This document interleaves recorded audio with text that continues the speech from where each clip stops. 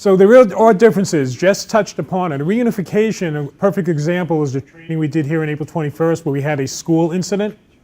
It was a non-threatening type of incident. They had to move kids out of the school, bring them somewhere, so we used this as the facility. So we actually used stuffed little animals. I don't think we lost any. I think we accounted for every child that was in the facility. And a reunification center, just like the word says, is reunification of people with people, whether it's children to parents or legal guardians. It could be cousins. It could be a friend that has the okay to be in here to actually meet up with another person, another friend, et cetera. So that's what a reunification center is. So again, it's a process of reuniting families back together after a disaster. Most typically, it's a parent and child situation. If you recall back, I think it's 2 or 3 years ago now, they opened the Quick Center at Fairfield University where it was the various calls to all the schools. I forget what the term was offhand. The swatting, thank you. The swatting incident where they actually didn't want parents going to the school, so they opened up the Quick Center, and that's where parents and children were reunified.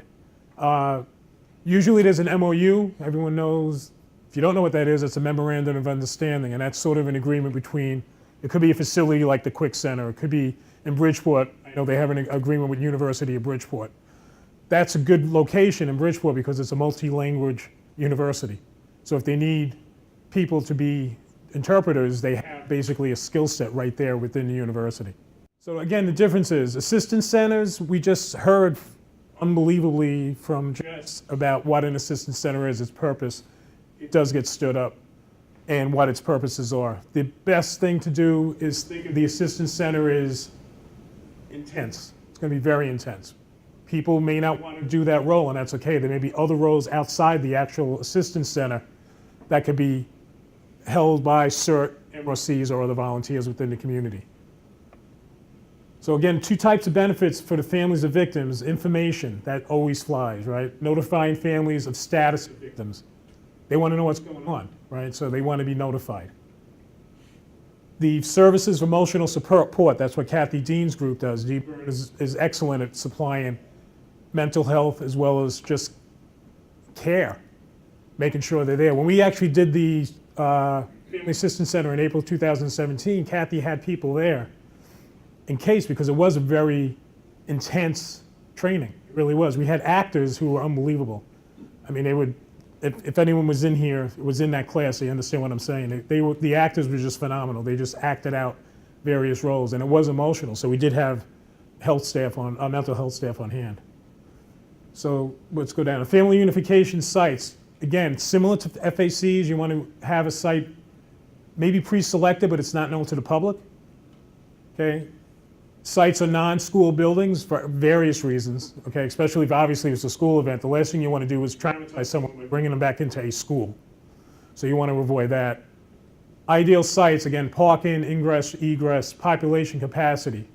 This could be a potential good location, relatively good parking. It's isolated enough that it could be controlled by police for input and output, egress and ingress.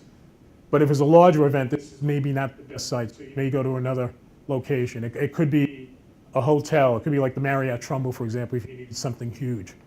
Okay? But reunifications, again, we're going to be getting people reunified with their loved ones, basically. That's what it's going to come down to. Okay, it could even be a work location. Let's say Terex and Westport had some sort of incident. It could be getting family members coming in to pick them up to bring them back. We had the train incident in May of 2013 right on the Fairfield-Bridgeport border. And at that incident, we didn't open up a reunification center, but part of the after-action report was maybe we should have, because there was about 700 people on those 2 trains. A lot of it was just calling, mom and dad came and picked them up. But in hindsight, we maybe should have done something along those lines. We didn't. And again, that was back in 2013. So slide-wise, we're done. Just understand the differences. Again, it's more reunification means getting people back together, family members, et cetera. Family Assistance Center is going to be intense. It's going to be, I've been in 1 or 2. It's not something that's fun to do. And if you don't want to do it, don't feel like you have to do it. Okay, it's good that you say no. Use the word no. Don't feel you have to. I just learned that word about Dave, about 2 days ago, I think, 3 days ago. right? Sometimes you just need to say, no, it's not for you. The only thing I want to leave you with is thank you all for being volunteers. I'm a volunteer myself. I'm representing Red Cross here today. I wear a bunch of different hats. But the main thing is we know we can count on people from CERT, MRCs, and other groups within the communities to assist us when unfortunately something like this may come about. And hopefully, like I like to say is, I hope I don't have to call you later, okay? So we'll just leave it at that. Any questions?